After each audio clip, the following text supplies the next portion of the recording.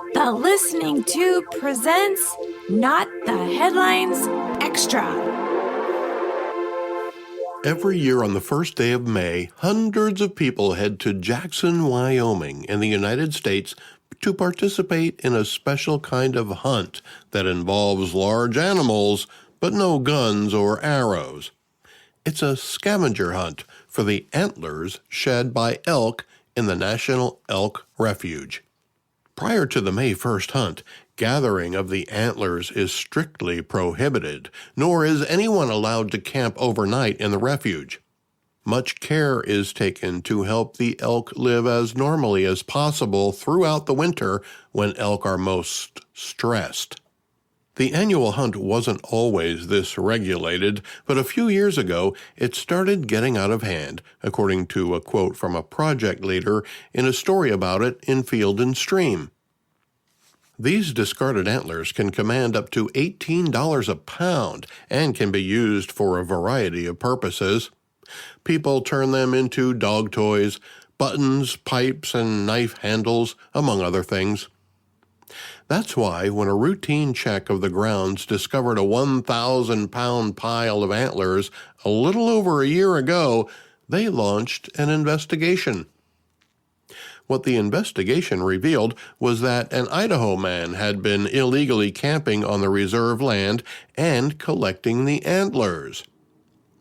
It took a year, but last month the man was sentenced for his transgression. His 10-day camping trip will cost him $6,000 and a 3-year ban from Wyoming public lands and from hunting anywhere in the world. And he's not the only guy who Wyoming has punished worldwide. A man from Bozeman, Montana, received a 5-year ban last May. I can't find any law that gives Wyoming the authority to take away somebody's hunting privileges outside of Wyoming, let alone on the entire planet. Plus, it's not like this guy was using a gun to kill live animals. I'm not defending his actions, but hunting for discarded elk antlers is a lot different than hunting live animals. Is he also banned from hunting mushrooms? Is he also banned from participating in a suburban scavenger hunt where the bounty might be a photograph of a rat eating a piece of pizza? Clearly, if the state of Wyoming is able to implement a worldwide ban on hunting for someone who breaks a law in Wyoming, there has to be some type of federal cooperation. It probably has to do with the ability to get a hunting license, which doesn't stop poachers anyway. But certainly, the ability of a state government to be able to prohibit a specific behavior anywhere in the world as a form of punishment seems like overreach to me. It's the same as Wyoming telling Kenya that they're not allowed to let this man hunt there.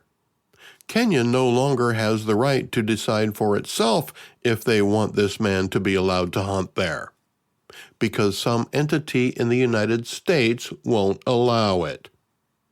Who enforces such a ban? If Wyoming can dictate to the rest of the world who's allowed to hunt, where does it end? When does the sovereignty of nations have priority? If you're an international arms dealer or some other illegal international enterprise, I can see where international cooperation is the best solution to put a stop to it. But for a guy who only broke the law in Wyoming to be subjected to a worldwide enforceable punishment doesn't bode well for individual rights or the right of sovereign nations to make their own laws. Let's say a man in India was found guilty of cheating the customers at his butcher shop, where all they sold was chicken. Does his home province have the authority to prevent him from moving to the United States and opening up a KFC franchise? Probably not, and that's the way it should be. India doesn't tell the United States how to enforce its laws, and no level of government in the United States should be able to mandate our laws be enforced elsewhere. Get a lot more content from the Listening Tube with Bob Woodley podcast.